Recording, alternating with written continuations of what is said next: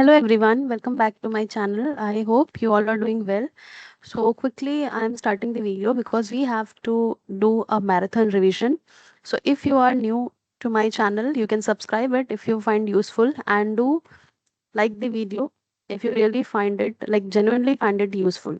So from this session onwards, I will be providing you the Maha revision session, in which the most probable topic or the most probable question I will let you know. So you have to like prepare it for sure. You cannot miss that question, right? So यहाँ से जितने भी questions मैं provide करूँगी, you have to take care of it, because अगर आप नहीं prepare करके जाएंगे, so there are chances कि आप उसे miss कर दें, right? So you need to do it sincerely. So let me just take a pen.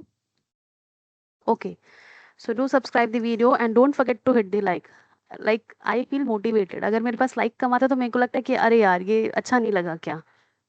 ठीक है, so quickly I am starting the first unit.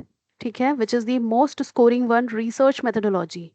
Research methodology is the very exhaustive unit out of all the units mentioned by this ICMR syllabus, right? So in our crash course also we have covered it in like 3 to 3.5 days. So it is quite vast.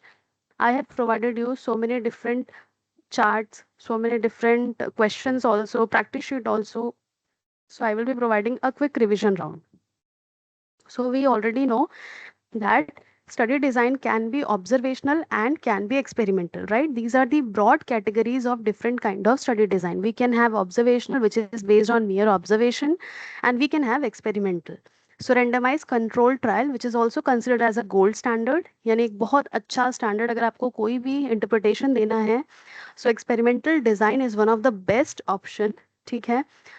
Now, apart from this experimental, we are having observational. In observational, we are having cross-sectional, case control and cohort. ठीक है, तीन होता है, तीन को ही आपको mainly अच्छे से पढ़ के चलना है. Now, what is cross-sectional study? Cross-sectional study किसे बोलते हैं? I will quickly write it down in short form so as to cover a lot of things in this video. So cross-sectional study is what? A descriptive study where exposure and disease are measured at a same time. Same time, या फिर हम क्या बोलते हैं, ये प्रीवैलेंस बताता है. ठीक है, सेम टाइम या इसे सिंगल टाइम पॉइंट स्टडी भी कहते हैं. Single time point study. And like for example, during the COVID pandemic, what we used to do, like WHO was providing data on a daily basis. ठीक है, daily basis पे data आता था, fresh data, like x cases per day, y cases per day. So this type of analysis, or whenever you find the prevalence of any disease over the period of time, like if you are measuring it for only like 11 बजे आपने देखा कि कितने cases registered हुए hospital में, so that will be a point प्रीवैलेंस.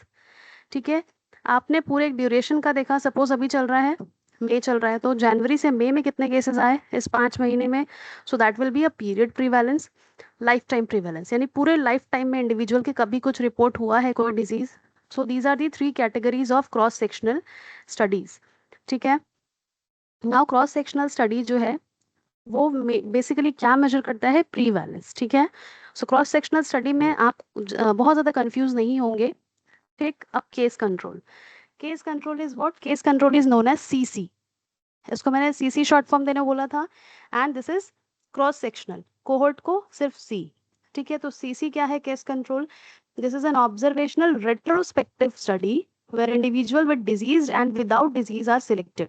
यानी इसमें हम क्या बोलते हैं, जिस पेशेंट को डिजीज है एंड जिसमें डिजीज नहीं है, वो हमारा क्या बोलता है, जो नॉन डिजीज होता है वो हमारा कंट्रोल हो जाता है.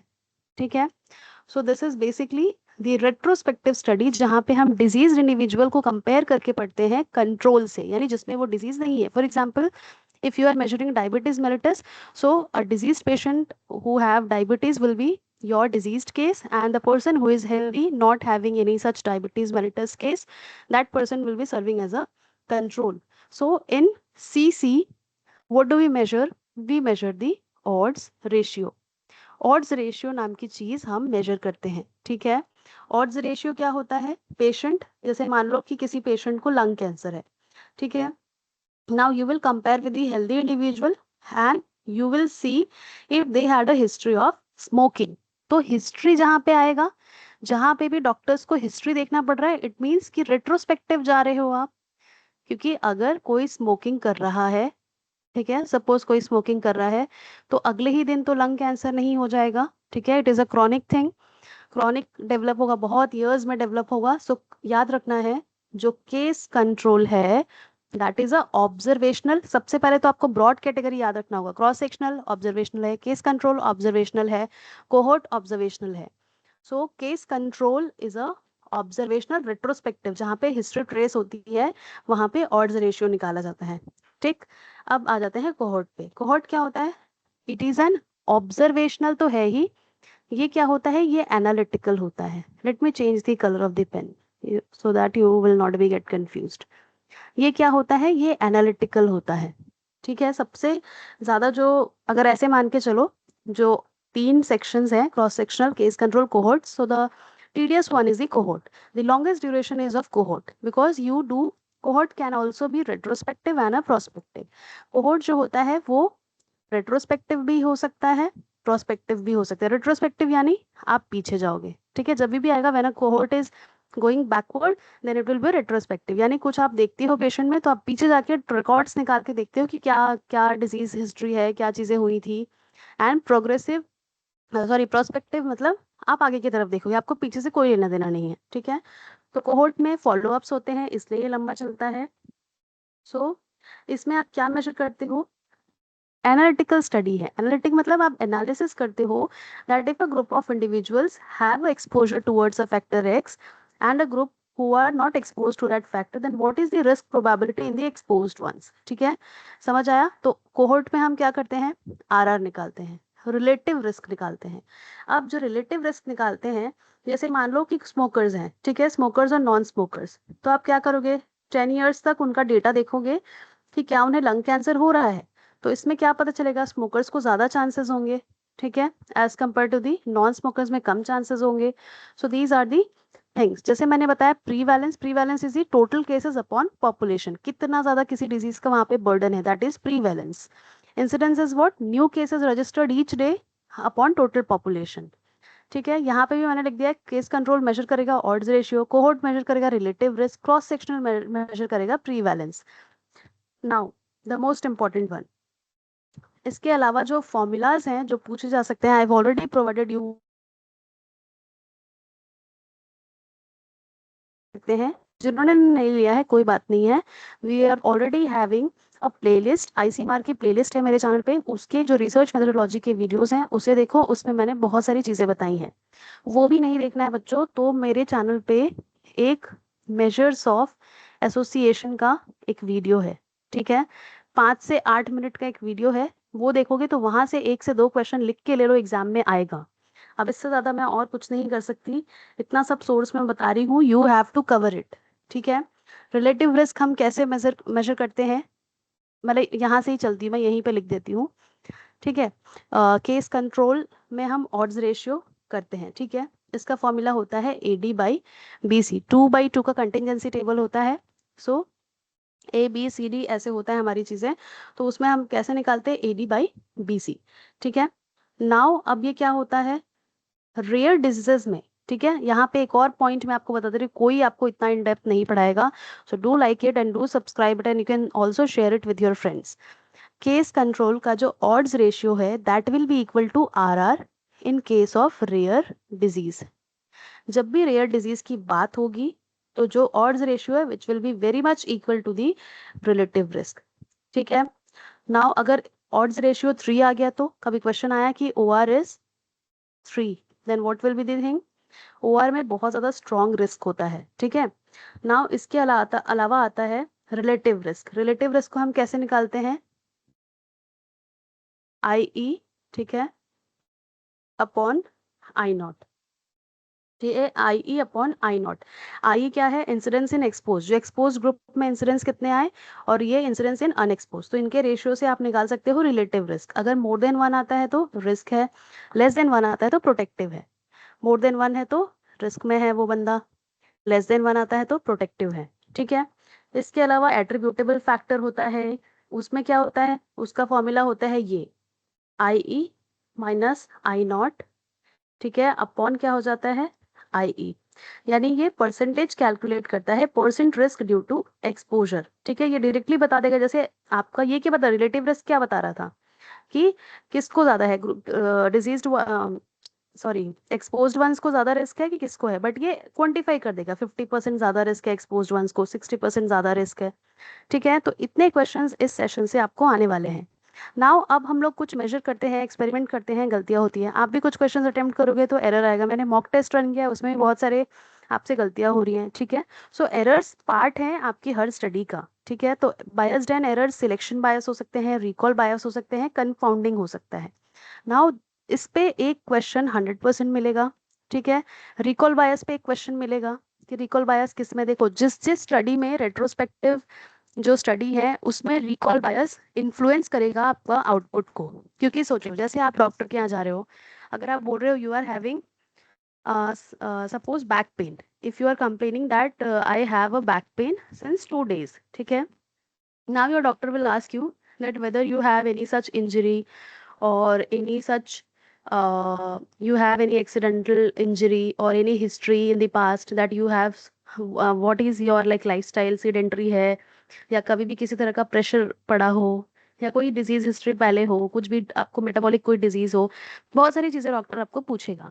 But if you are like unable to recall it, then obviously जिस जिस स्टडी में रेट्रोस्पेक्टिव डेटा या हिस्टोरिकल एविडेंसेस काउंट किए जाते हैं वो क्या होगा, उसमें बायसनेस आएगा क्योंकि पेशेंट को याद नहीं है, तो वो हो गया recall bias. Now confounding, confounding is what, confounding जो है it is the extraneous variable, ठीक है। एक्सट्रेनियस वेरिएबल है that will distort the relationship between the independent and the dependent variable, right? So this is most important one, in so many question you will be asked about the confounding, right? So confounding का क्या मतलब होता है, मैं एक simple से example से समझाती हूँ। सपोज आप एक प्लांट ग्रो कर रहे हो, ठीक है, एक प्लांट ग्रो कर रहे हो, ठीक। अब इसमें मान लो कि आप फर्टिलाइजर दे रहे हो, फर्टिलाइजर एक्स है। अब आप सीधा से इंटरप्रिटेट कर रहे हो कि fertiliser X is responsible for the growth of this plant, but you don't know about the other factors that are playing role. हो सकता है इसमें कुछ बेनिफिशियल फर्टिलाइजर के अलावा क्या हो, बायो फर्टिलाइजर्स हो, ठीक है। आप केमिकल डाल रहे हो, इसके अलावा जो ऑलरेडी सॉइल में जो बैक्टीरिया है वो हेल्प कर रहे हो। सनलाइट भी तो एक रोल है, ठीक है। वाटर भी तो एक फैक्टर है, ठीक है। कितना सनलाइट आ रहा है, कितना वाटर आ रहा है, क्या मॉइस्चर है उस एरिया का, कितना पेस्ट कंट्रोल आपने किया है, कितना इंसेक्टिसाइड आपने डाला है, तो ये सारे फैक्टर्स भी तो इक्वली कंट्रीब्यूटिंग है ना। तो जब भी ये सारे फैक्टर्स छिप जाते हैं और आपको लगता है कि सिर्फ एक एक्स फैक्टर ही रोल प्ले कर रहा है, तो वहां पे एक एरर आता है कंफाउंडिंग का, ठीक है। जैसे एक्सट्रेनियस वेरिएबल जो हमेशा इन पीछे रह जाता है, ठीक है, मास्क हो जाता है, सिर्फ आपको लगता है कि एक्स वाई ही रोल प्ले कर रहे हैं, बट वहां पे एक्चुअल में कोई और भी रोल प्ले कर रहा होता है। इम्पैक्ट मेजर्स मैंने बताया, ये वाला attributable risk and population attributable risk. Now, one question is fixed from this part. As I had previously told that Park book, you can consider it as the Bible for this preparation because it has so many beautiful explanation and it is very, very important. It has like everything which will ICMR will ask you in the question paper, right? So this is a concept that is known as daily. ये formula आपको पूछा जाएगा। Daily is equals to YLL plus YLD. What is daily and what is YLL? What is YLD? So daily stands for disability adjusted life years. ठीक है? It is a measure of overall disease burden. It is a measure of overall disease burden expressed as a number of years lost due to ill health, disability or early death. यानी कि disability adjusted life year क्या बताता है, एक ये major है, basically ये क्या है, एक ये आप मेट्रिक मान सकते हो ओवरऑल डिजीज बर्डन का, ठीक है। ये कैसे बताता है, year of years loss due to ill health. मान लो कि आपका हेल्थ ठीक नहीं है, एक एक्स पर्सन इज देयर जिसका हेल्थ ठीक नहीं है, कोई डिसेबिलिटी है, अर्ली डेथ हो गई, तो जितना साल वो जी सकता था उससे वो कम जिएगा, ठीक है। तो उस वजह से क्या होता है, ये बहुत ज्यादा इंपॉर्टेंट पैरामीटर बन गया है to calculate the public health. ठीक है। पब्लिक हेल्थ असेसमेंट का एक बहुत इंपॉर्टेंट पैरामीटर है the global burden of disease project combines the impact of premature mortality. ठीक है, प्री मैच्योर मोर्टालिटी अगर किसी की होती है तो उसके एक्सपेक्टेड जो लाइफ एक्सपेक्टेंसी थी, ठीक है, एक्सपेक्टेड लाइफ एक्सपेक्टेंसी जो है वो क्या हो जाएगा, या सिर्फ लाइफ एक्सपेक्टेंसी बोलो तो वो जैसे मान लो 70 का है, बट इफ ही और she is has some kind of disease तो वो 60 में ही चला जा रहा है, तो क्या हो गया, 10 years वो और जी सकता था, because of the disease burden वो नहीं जी पाया। तो कुल मिला के वो ही होता है DALY years of lost life plus years lost due to disability, ये दोनों को प्लस करोगे तो ये आपका डेली निकलेगा। ये कैसे निकलेगा, calculated from the number of death at each age multiplied by the expected remaining years of life according to a global standard life expectancy. यानी कि जितना भी आपका एक्सपेक्टेंसी था, लाइफ एक्सपेक्टेंसी, ठीक है, स्टैंडर्ड 70 साल, 80 साल, 90 साल, आजकल देखा जाए तो एवरेज 60-70 हो गया है, ठीक है, because of different metabolic diseases. यहाँ पे एक कंसेप्ट मैं बता सकती हूँ, NCDs is more prone than CD in mortality. ठीक है, if I am not wrong 63% जो है वो डेथ सिर्फ और सिर्फ एनसीडी की वजह से होता है। सो इसीलिए हमारा जो लाइफ एक्सपेक्टेंसी है वो बहुत ज़्यादा डिक्रीज हो गया है।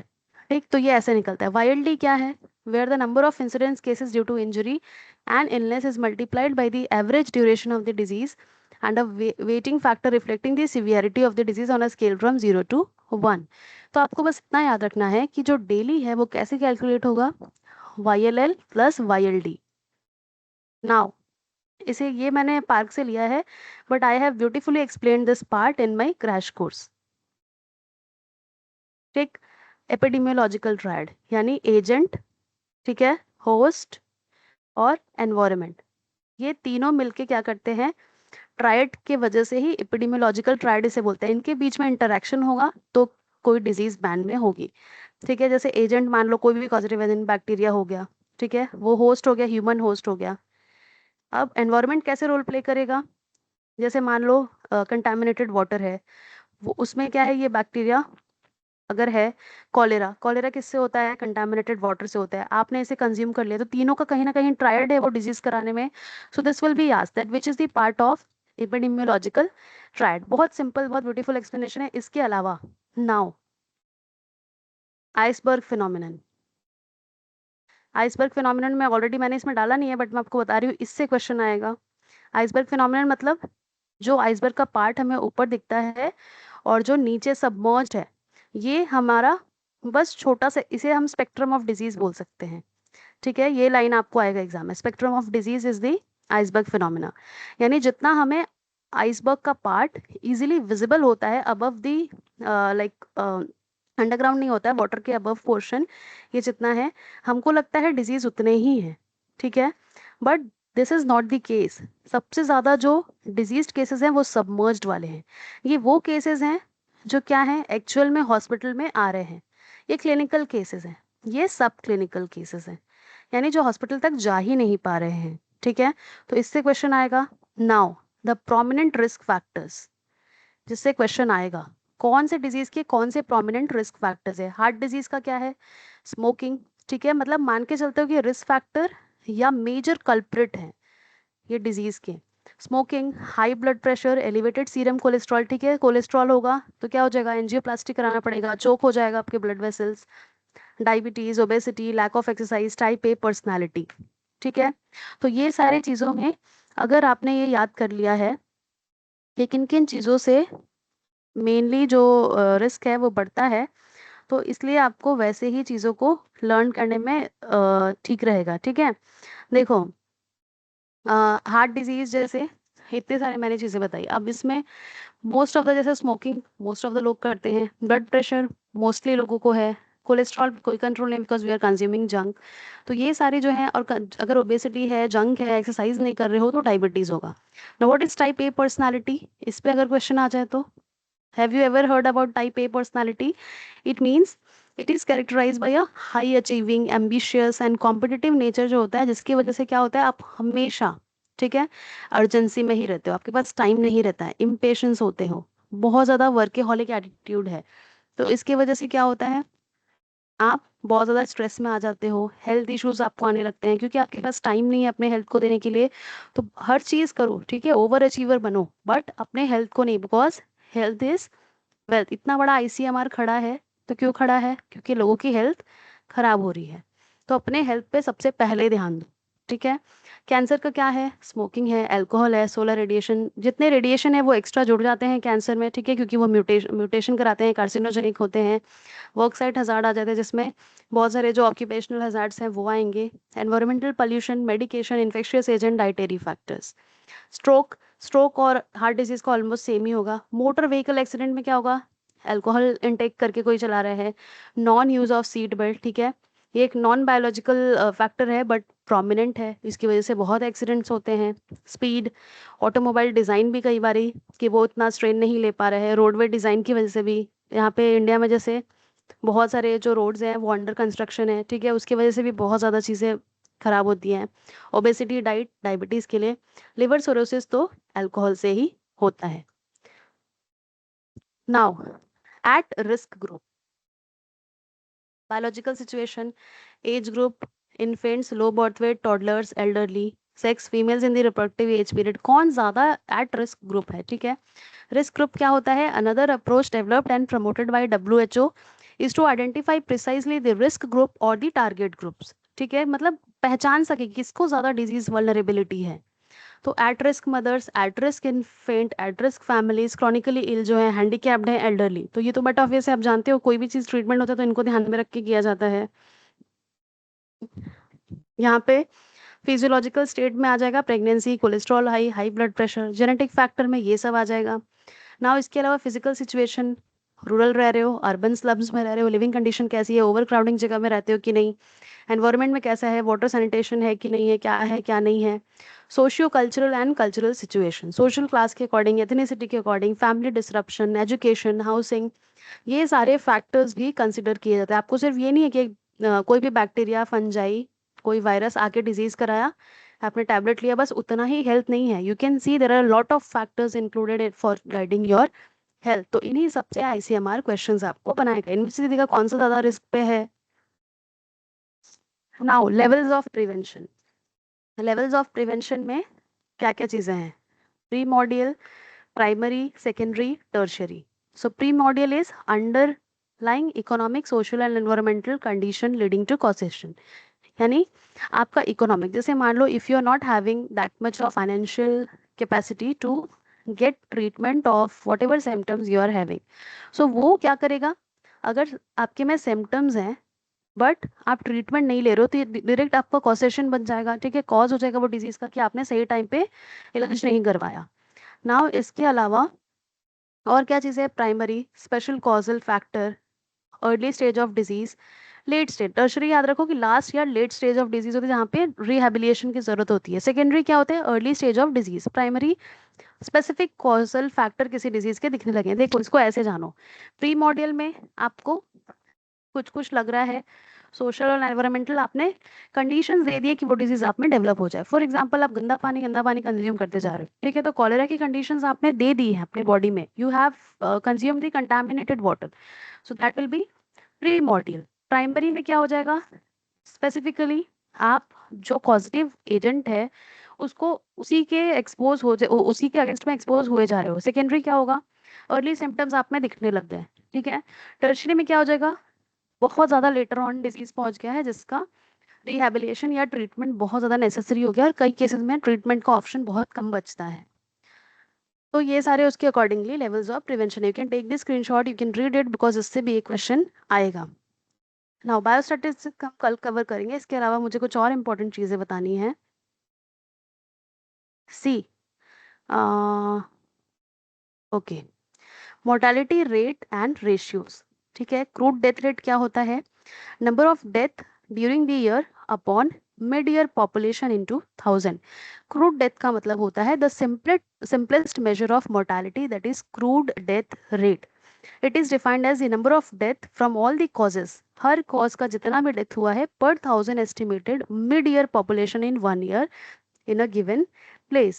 ये क्या बताएगा? It measures the rate at which deaths are occurring from various causes in a given population during a specified period.